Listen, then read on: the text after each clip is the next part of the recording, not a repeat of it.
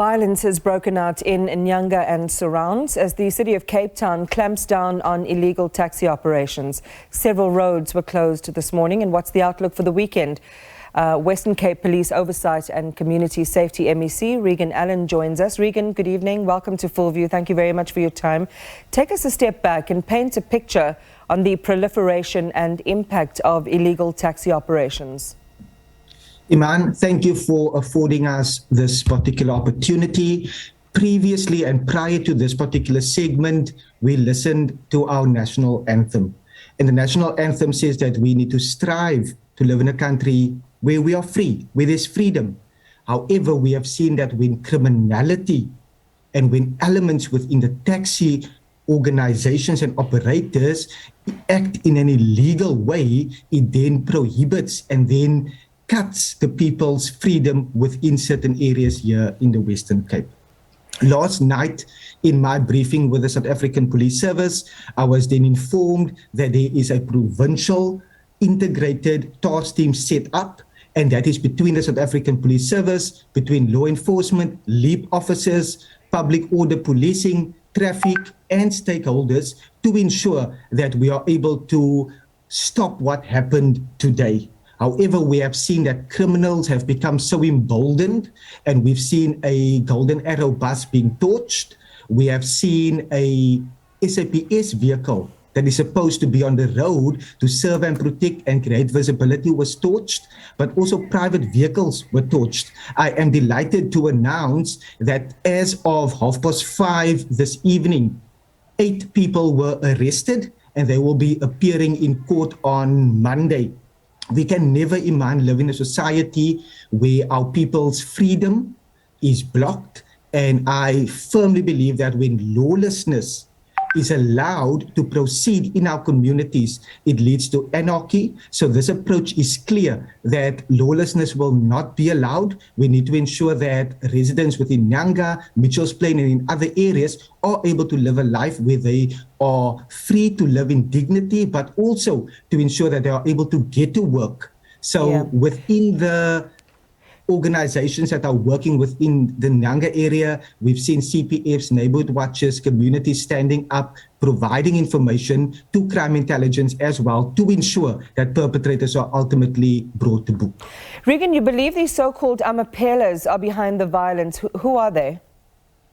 We have seen a number of illegal taxi operators being in the area of Nyanga, and that has caused a lot of friction between taxi organizations. At 1:30 today, I also had an additional briefing with General Patekile, our Provincial Commissioner for SABC in the Western Cape, together with the MEC for Mobility, Dalen Mitchell, where we addressed these matters. And I can confirm that the various units, and Iman, it is 291 units across SABC and law enforcement and LEAP and POPs, and they have 120 vehicles in the area to stabilize it.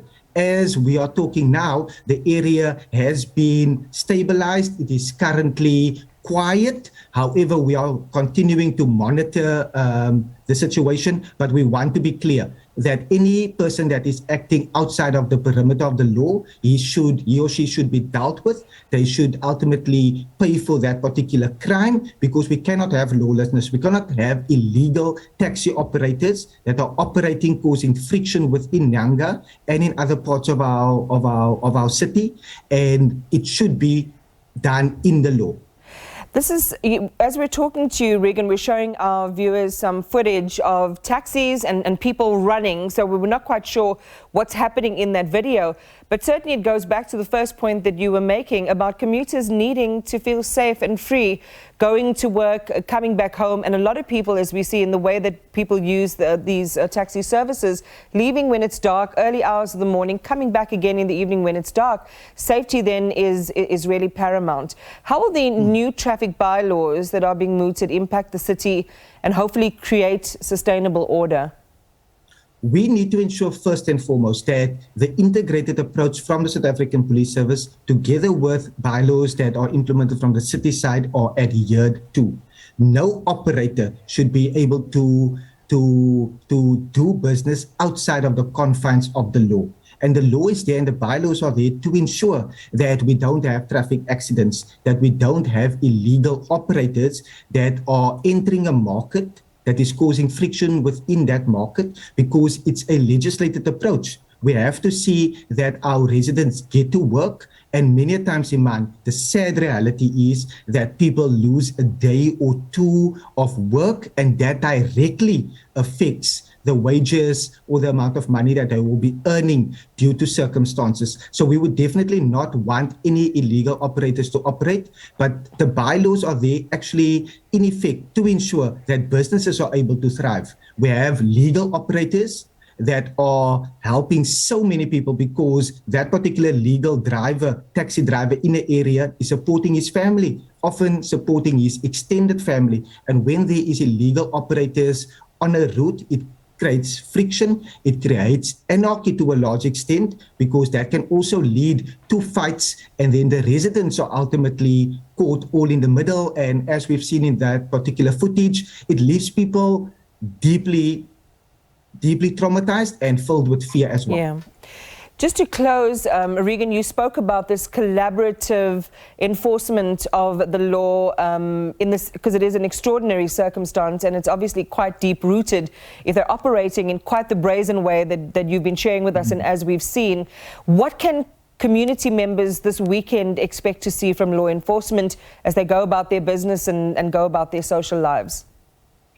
As things stand, I have the assurances that the provincial integrated approach will remain in place, and that is 291 officers spread across various units, and they will be in the area to ensure that it is stabilized, but also the continued roadblocks, the continued stop and searches, but also to ensure that perpetrators are actually caught. Iman, one thing that we need to ensure is that perpetrators should be caught, and they should have their day in court, so that it can send a strong message to would-be offenders that it will not be tolerated, that they will be held accountable, and they will ultimately land up behind bars. Because any form of criminality, if it's not addressed, if it doesn't lead to a conviction, it is not then a deterrent for would-be offenders. So the visibility will continue. There will be blue light visibility. There will be continued stop and searches, but we will continue to keep a close eye on this. But one thing, Iman, I must say,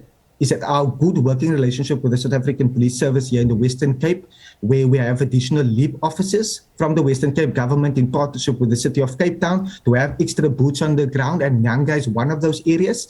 We have the POPs unit, the Public Order Policing, we have traffic, law enforcement and SAPS, and the SAP stabilization unit, who is all playing a role, and that coordinated approach when communities work together. We have active CPF members within the Nyanga area and neighborhood watchers, and they are all fostering good working relationships. Well, let's hope it's a safe and quiet weekend, not only in the Western Cape but elsewhere that's blighted by violence of this kind. Western Cape Police Oversight and Community Safety MEC Reagen Allen, thank you for your time tonight.